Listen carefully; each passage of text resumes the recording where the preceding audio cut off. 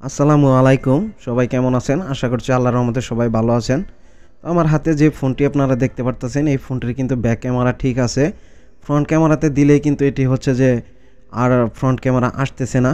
তো আসলে এই ফোনটি কিভাবে রিপেয়ার করি? তো দেখুন। তো এইখানে হচ্ছে ক্যামেরা এবং কি ভিডিও সবকিছু হচ্ছে চেঞ্জ করে আমি দেখার চেষ্টা করতেছি যে এটা আসলে কোনোভাবে হচ্ছে ক্যামেরাটা আসে কিনা। তো এখন এই ফোনটি হচ্ছে আমি ডিসেম্বলে করে নিব। ডিসেম্বলে করে নিয়ে দেখব যে কোন জায়গা থেকে ফল্ট। তো সর্বপ্রথম হচ্ছে সিম ট্রেটাকে আমি এখন ওপেন করে নিচ্ছি। এই সিম ট্রেটাকে ওপেন না করে নিলে কিন্তু সিমগুলো নষ্ট হয়ে যেতে পারে এবং কি সিম ট্রেতে কিন্তু প্রেসার পড়ে বাঁকা হয়ে যেতে পারে। তো সেই ক্ষেত্রে এখানে দেখুন আমি ব্যাকশিলটি খুলে নিলাম স্মুথলি ভাবে।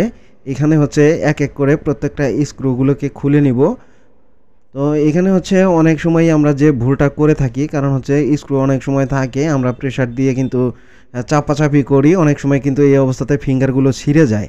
তো এই অবস্থাতে যদি ফিঙ্গারগুলো ছিঁড়ে যায় তাহলে কিন্তু কাস্টমার ক্ষতিগ্রস্ত হবে।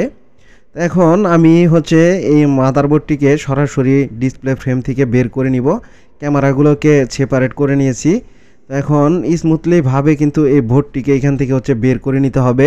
তা না হলে কিন্তু মাদারবোর্ডটি বাঁকা হয়ে গেলে লেয়ারগুলো কিন্তু ফল্ট হতে পারে।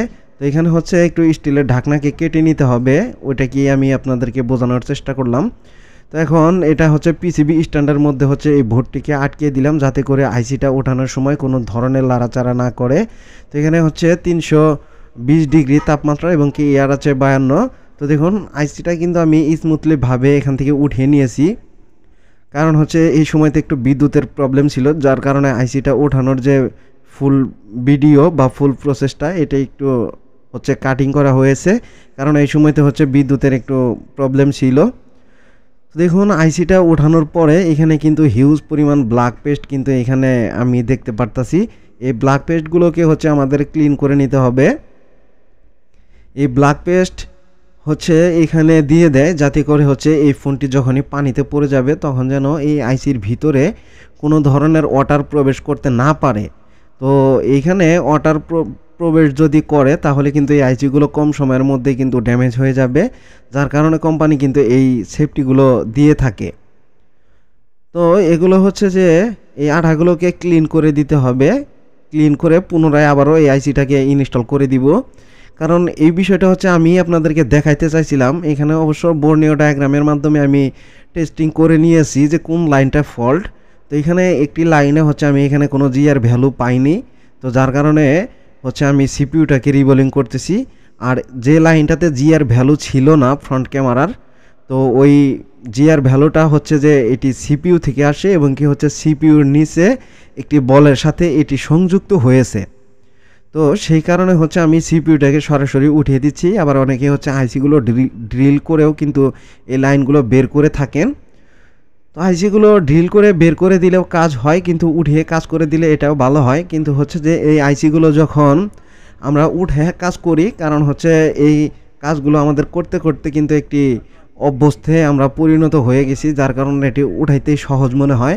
আর একটি আইসি ড্রিল যখন করবেন, ড্রিল করার সময় যদি হচ্ছে ড্রিল মেশিনটা একটু হালকা হাতে লাড়াচাড়া কম বেশি হয় বা প্রেশার কম বেশি হয়, সেই ক্ষেত্রে এখানে কিন্তু আইসির লেয়ারগুলো কেটে যেতে পারে। তো এখানে একটি কম্পোনেন্ট হচ্ছে যে একটি মাথা একটু উঁচু হয়ে গেছিলো, এটি ঠিক করে দিলাম। তো যে কথাটা হচ্ছে বলতেছিলাম সেটা হচ্ছে যে যদি আইসির লেয়ারগুলো ড্যামেজ হয়ে যায় তাহলে কিন্তু এই আইসি দিয়ে ফোনটি আর কাজ করবে না ভালো, যার কারণে এই আইসিটাকে পুনরায় আবারও কিন্তু মার্কেট থেকে কিনে নিয়ে এসে কিন্তু হচ্ছে চেঞ্জ করে দিতে হবে। তো এই আইসিটা যখনই হচ্ছে যে আমরা চেঞ্জ করতে যাব, এগুলো চেঞ্জ করতে গেলে বিভিন্ন বক্স ডঙ্গল এবং কি সফটওয়্যার সম্পর্কে ভালো যথাযথ ধারণা থাকতে হবে। তা না হলে কিন্তু স্টোরেজ আইসি এবং কি প্রসেসর আইসি যদি কোনো ফোনের কখনো ড্যামেজ হয় তাহলে কিন্তু হচ্ছে এটি কিন্তু দেওয়া এই কাজগুলো কিন্তু উঠানো কিন্তু সম্ভব হয়ে ওঠে না, কারণ সফটওয়্যার সম্পর্কে ভালো যথাযথ ধারণা থাকতে হবে। তাহলেই হচ্ছে যে ইএমএমসি এবং কি প্রসেসর আইসিগুলো চেঞ্জ করা সম্ভব হবে। তো দেখুন মাদারবোর্ডটিকে আমি নিখুঁতভাবে ক্লিন করে নিলাম। এখন হচ্ছে আমি আইসিটাকে ক্লিন করে নিব। আর এটি হচ্ছে কোয়ালকম SM7150 এই আইসিটা কিন্তু অনেকটা হচ্ছে আকারে ছোট হয়ে থাকে। তো দেখুন এটির মধ্যেও কিন্তু হিউজ পরিমাণ ব্ল্যাক পেস্ট এখানে রয়েছে। এই ব্ল্যাক পেস্টগুলোকে ক্লিন করে দিব।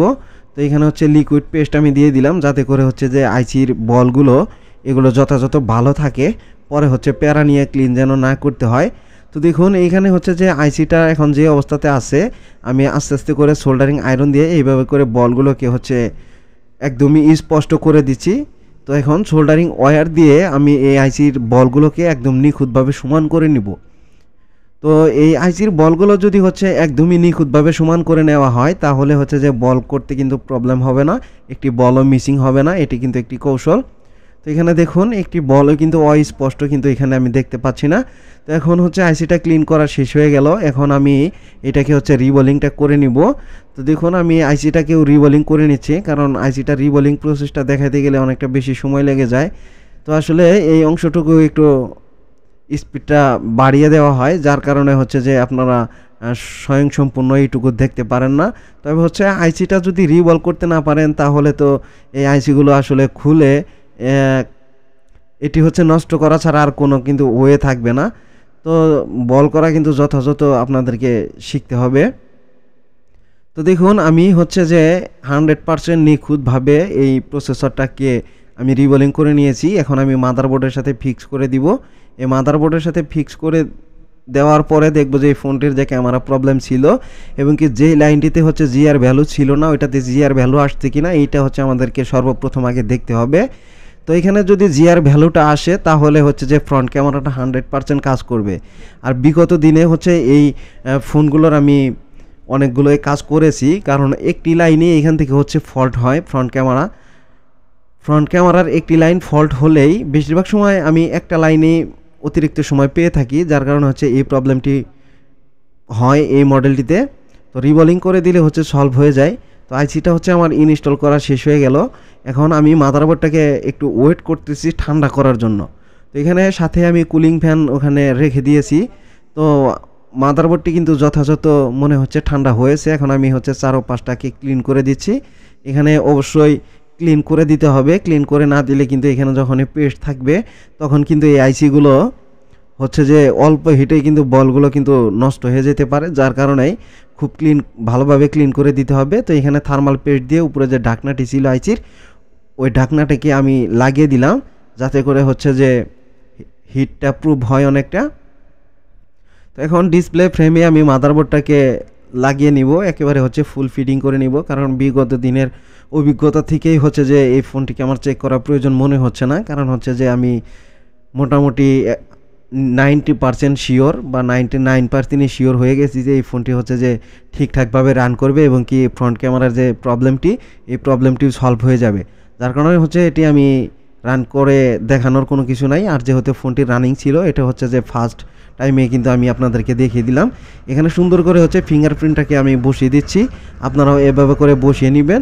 তো এখন হচ্ছে আমি এই ফোনটিকে পাওয়ার দিয়ে দেখব যে এই ফোনটি স্বয়ংসম্পূর্ণভাবে ওপেন হয় কিনা, যেহেতু এই ফোনটি কিন্তু রানিং ছিল। তো আলহামদুলিল্লাহ এখানে হচ্ছে যে ফোনটির লোগোটি কিন্তু চলে আসলো। এখন হচ্ছে আমাদের ওয়েট করব যে ফুল চালু হয় কিনা। তো আলহামদুলিল্লাহ ফুল চালু হয়ে গেছে। এখন হচ্ছে ক্যামেরাটাকে আমরা চেক দিব। তো ফ্রন্ট ক্যামেরাটি যদি চলে আসে, তাহলে আলহামদুলিল্লাহ ভালো। আমাদের ভিডিওগুলোকে সবাই সাবস্ক্রাইব করে দিবেন, একটি লাইক দিবেন। তো দেখুন ফ্রন্ট ক্যামেরাটি কিন্তু চলে আসলো। আসসালামু আলাইকুম, সবাই ভালো থাকবেন।